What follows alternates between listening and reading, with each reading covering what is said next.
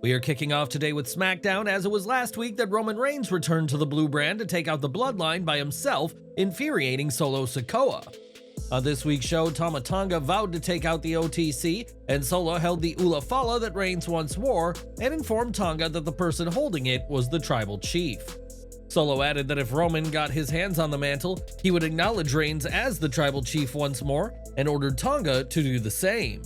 SmackDown's main event focused on the Bloodline as Reigns tried to reclaim the Ula Fala, but first Solo and Tonga arrived a chance of OTC from the Orlando crowd. Solo challenged Reigns to come and take back the Ula Fala if he wanted it, and Reigns arrived with his new theme and quickly dispatched of Tonga with a rock bottom. Despite Solo's efforts, Reigns dropped his cousin with a spear and put on the Ula Fala, almost in relief, but this lasted all of 3 seconds before Jacob Fatu returned from injury to take him out. Fatu, Tonga, and Sikoa would deliver a triple powerbomb onto Reigns, sending him through the announce table, and back in the ring, Tonga put the Ula Fala back on Sikoa's neck. The Bloodline stood tall over Roman to end the show, and what's interesting is that while Fatu was still wearing his surgical boot, he was on the show, while Tonga Loa was not. There was no word on why he missed SmackDown, and Sikoa didn't mention his absence in any segments, and he may be selling the injuries after Reigns' attack last week.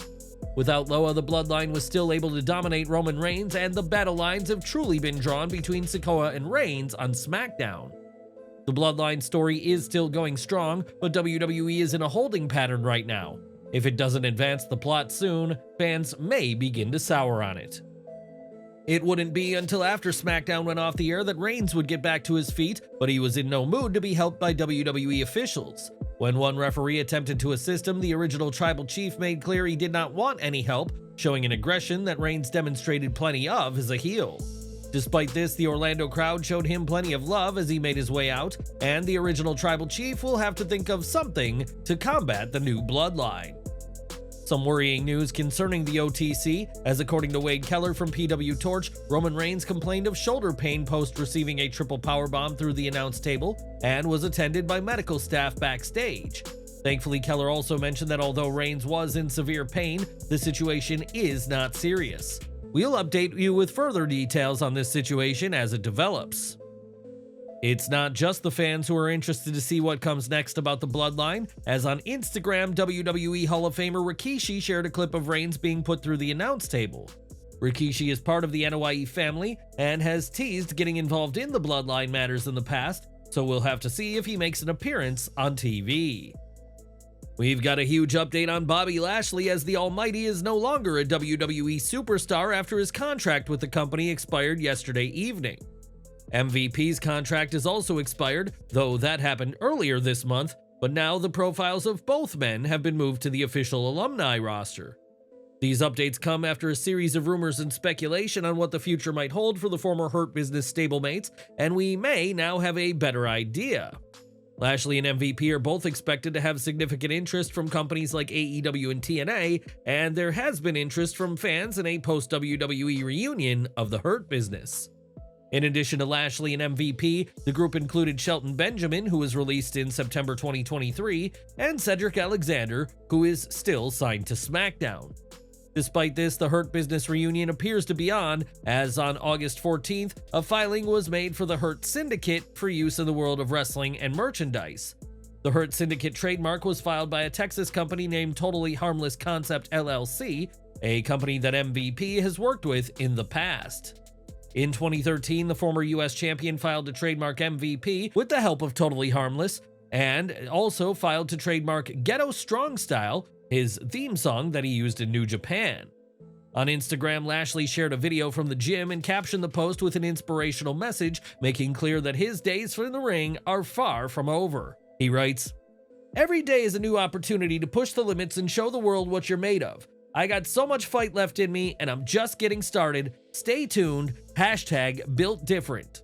The Hurt Business proved to be immensely popular with fans and a highlight of WWE's pandemic-era content, but that term is owned by WWE, hence the new trademark. Whatever the group's name, Lashley, MVP, and possibly Shelton have a chance to do big things outside of WWE, but what do you think of the Hurt Syndicate as a name? Let us know below.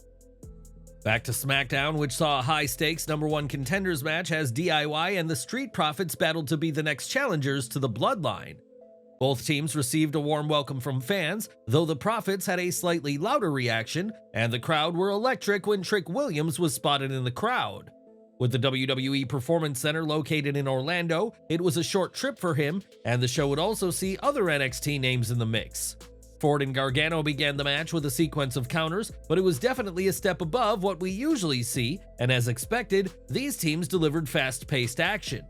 This was a great example of how good tag team wrestling can be if the right teams are given enough time to perform, and several false finishes had fans on the end of their seats. In the end, the Street Profits hit a super blockbuster, and Ford pinned Gargano to pick up the victory and make the Profits #1 contenders for the WWE Tag Team titles. What's your take on WWE's booking direction for the tag team titles since they split the titles at WrestleMania 40? Which brand has the stronger champions? Let us know below. Right now, Seth Rollins is off WWE TV to heal up from some nagging injuries, but the former world champion did resurface this week at his Black and Brave Wrestling Academy.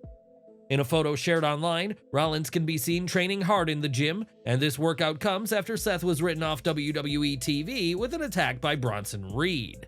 More recently, Reed laid waste to R-Truth, who, like Rollins, he hit with 6 tsunami finishers, and it's reported that Truth is also expected to be off WWE TV following the attack. With that said, it's been confirmed that Truth isn't actually injured, but his time off will go a long way in showing how dangerous Bronson Reed can be to any WWE superstar. As the new United States champion, LA Knight has received a new render showing him with the gold, but if you think there's something strange with this image, you're not alone. Eagle-eyed fans have spotted that Knight's new render as US champion has Logan Paul's arm copied onto the megastar from when the Maverick held the Star-Spangled title. On social media, fans shared their unhappiness with the botch, and we can only hope a day comes where Knight gets actually photographed with the United States title he holds. More from after SmackDown now, as Sami Zayn took on Ludwig Kaiser in Orlando, or at least that's the match that was reported to be taking place. Instead, Zayn took on Santos Escobar as Kaiser's replacement, and Zayn defeated Santos, who will face LA Knight for the US Championship next week. In another dark match, it became clear why Kaiser was replaced in the match with Zayn, as he was part of a tag team match alongside World Heavyweight Champion Gunther. Imperium proved to be a formidable force, but lost to Jey Uso and Damian Priest, and it was Kaiser who took the loss for his team. Post-match, Jey got Priest to yeet, delighting the Orlando crowd and sending the fans home happy, following an exciting SmackDown taping. Back on the show, Kevin Owens and Grayson Waller had a hilarious exchange backstage to set up this singles match, and Austin Theory was by his tag team partner's side as usual. In the crowd, NXT champion Ethan Page was spotted surveying the action, and one has to wonder if Page will one day face one of the men involved in this match. Owens took control almost immediately and ran Waller down with a clothesline at ringside and rammed the Aussie's head into the announce table a few times for good measure.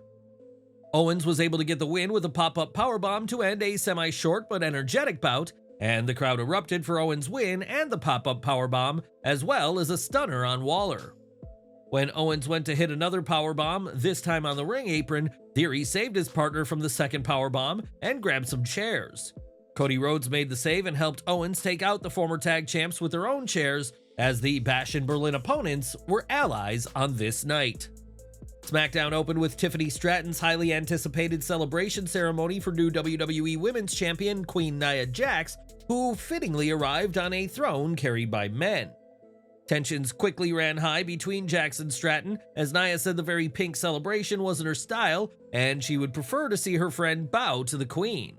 Instead of bowing, Stratton noted that men should bow too, and she directed Jax's attention to Pretty Deadly and their live musical performance. If Jax wasn't annoyed enough by the duo's rhythmically challenged production, she was certainly annoyed when Michin snuck in the ring to crash the party with a kendo stick. Michin destroyed Stratton's party decorations before turning her attention to Jax herself, but the champion managed to roll out of the ring, and Pretty Deadly were left to face Michin's wrath. It certainly appears that Michin will be Jax's first challenger for the WWE Women's Championship, and what do you think of this? Let us know in the comments. We've got some sad news to report now, as WWE Hall of Famer Afa, one half of the legendary Wild Samoans, has passed away at the age of 81. This sad news was shared online by his son Samu and comes after Afa had been dealing with numerous health issues in recent years, including multiple heart surgeries. Afa also had several back surgeries following a serious fall, and these issues led to growing concern about his well-being in his final years. Alongside his brother Sika, Afa formed the Wild Samoans in the 1970s, and their fearsome presence and unique wrestling style quickly made them one of the most formidable teams. After teaming in the 1970s and 80s, Afa retired from active competition and founded the Wild Samoan Training Center, a wrestling school that has produced some huge stars. Among his crop of graduates include the Usos, Rikishi, and Batista, as Afa used his years in the ring to help others forge their own legacies in wrestling. The night before his passing, it was misreported that Afa had passed away, and though his family later clarified he was still fighting, it has now been confirmed that he has died. On Twitter, Roman Reigns gave a tribute, saying that his family has suffered another great loss with the passing of his uncle Afa, and thanked everyone for their support. Reigns spoke about his father Sika, who passed away just a few months earlier, and called them the greatest tag team of their generation, who have now reunited in heaven. At WWE SmackDown, WWE also shared a tribute to Afa, and we'd like to join so many by offering our condolences to his family and those who knew him. This year, WWE is partnered with TNA in an alliance that has made waves as both promotions are swapping talent, and WWE had a big presence at Slammiversary. One man who knows about working for both companies is Matt Hardy, and on the latest episode of his Extreme Life podcast, Matt spoke about himself and Jeff wanting a return to WWE. Though the brothers are both with TNA right now, Matt reflected on WWE as their origin and said that without WWE, he and his brother would not have become the iconic team they are today.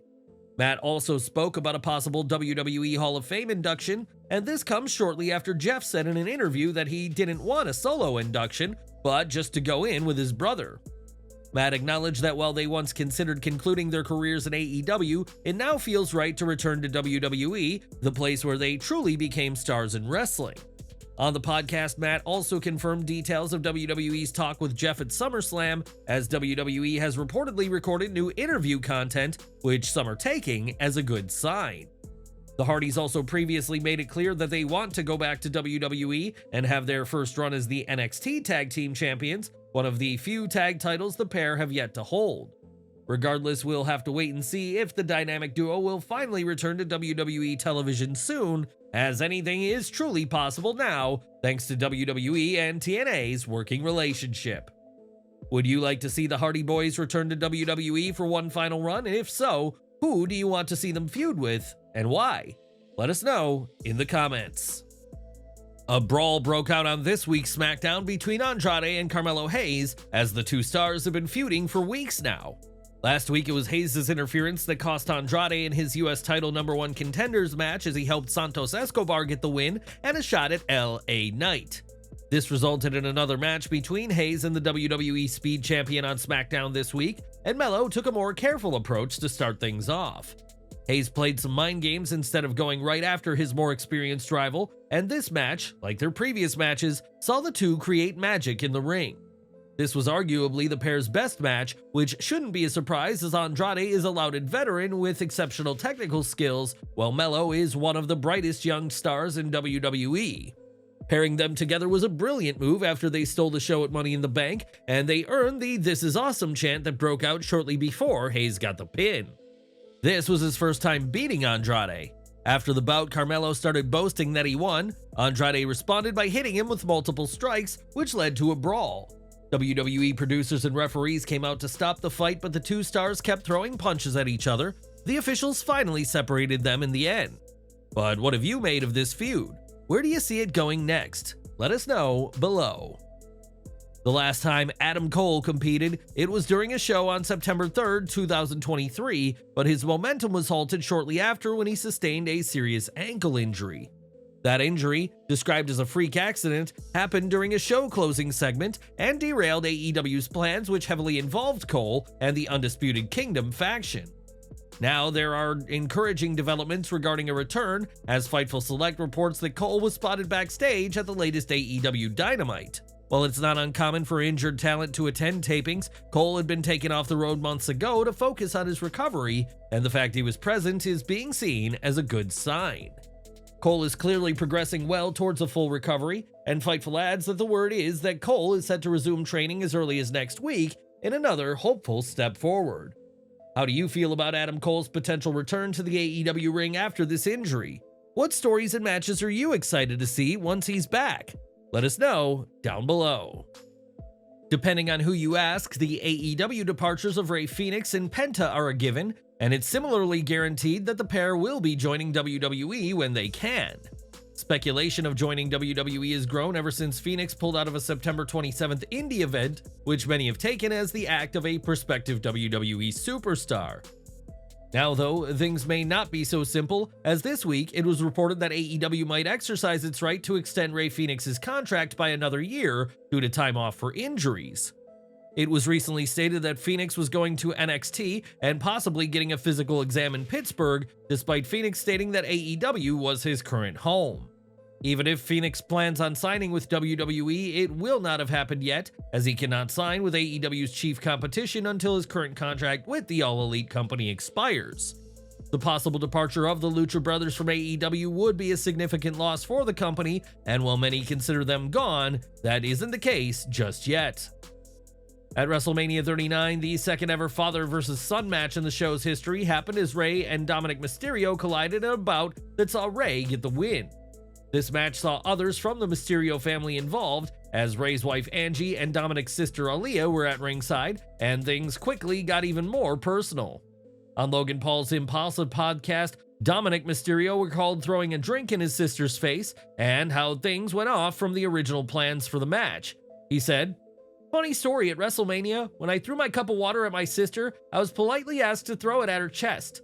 But when I received the cup of water, there was not enough water in it. So I was like, if I throw it at her chest, it isn't going to get a reaction. So I just threw it at her face. I didn't realize that there was actually a good amount of water in there. So when I went back, everyone was like, hey, you were supposed to throw it at her chest. And I was like, you know, it is what it is." Dominik's willingness to push boundaries in the ring and his candid reflections on his personal life have made him a compelling figure in WWE, as his future as a superstar looks very bright. As Dominik's career continues to evolve, fans will be watching to see what he does next, though his sister probably won't be sitting ringside for any more of his matches. In the chaotic climax of WrestleMania, names like Jey Uso, Solo Sikoa, John Cena, and The Rock all made appearances, but one name fans didn't get to see was Stone Cold Steve Austin. While fans loved The Undertaker chokeslamming the final boss, many felt that Austin would have been more fitting pick given his legendary feuds with The Rock in the Attitude Era. In a recent interview with Adrian Hernandez, Austin shared that WWE did reach out about an appearance, but his wife and he had some things going on that didn't require going to Philly. While Austin missed this year's show, he did mention he hopes to attend WrestleMania 41 next year and teased what he might be doing in Las Vegas. He said, "WrestleMania this year's in Vegas, and I was doing an interview a while back, and I said, hey man, and that's 400 miles. That's like right here where we're sitting, right down the road. I'm fixing to drive back to Reno in my buggy. But anyway, I'll be in Vegas, so I hope to be there this year. If Cody needs another hand, I'll be there." During the interview with Hernandez, Austin said he does think about having another match every now and then, which countless fans would no doubt love to see. With that said, Austin admitted that he is looking at the possibility of a return as a professional athlete and said that competing is a rough job and a young man's yard. As we reported earlier this week, Austin remains in impressive shape, and time will tell if Austin appears at WrestleMania 41, as fans would love to see that happen. What's your view on what Steve Austin had to say? Do you think he will make his return at WrestleMania 41 next year? Let us know in the comments section below. This week's SmackDown saw another vignette tease the return of Giovanni Vinci, a man once dubbed by WWE as pound for pound the strongest man on its roster. In the second vignette over the past 7 days, Vinci said he's living the dream and spoke of his in-ring prowess while wearing a fancy suit and coming out of a luxury car.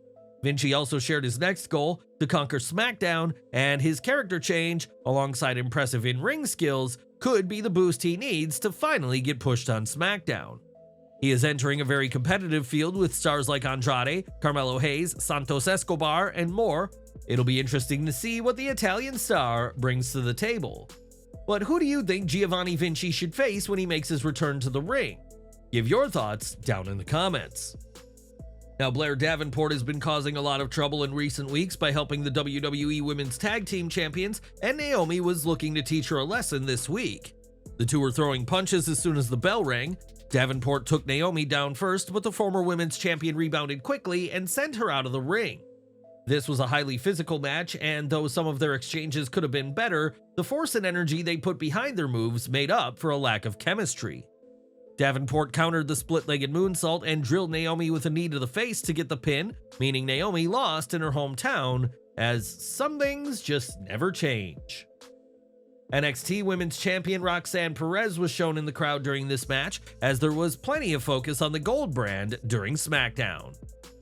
And we're ending with CM Punk, who is proud to be from Chicago, which means Drew McIntyre is no fan of the Windy City, as seen this week during an autograph signing. When McIntyre was handed a flag of Chicago to sign by a fan of CM Punk, Drew did just that, though with the message, "F CM Punk, lots of love, Drew McIntyre." McIntyre may have won at SummerSlam, but the feud between these two is far from over, and with a rumored strap match in Berlin, expect things to get uglier from here.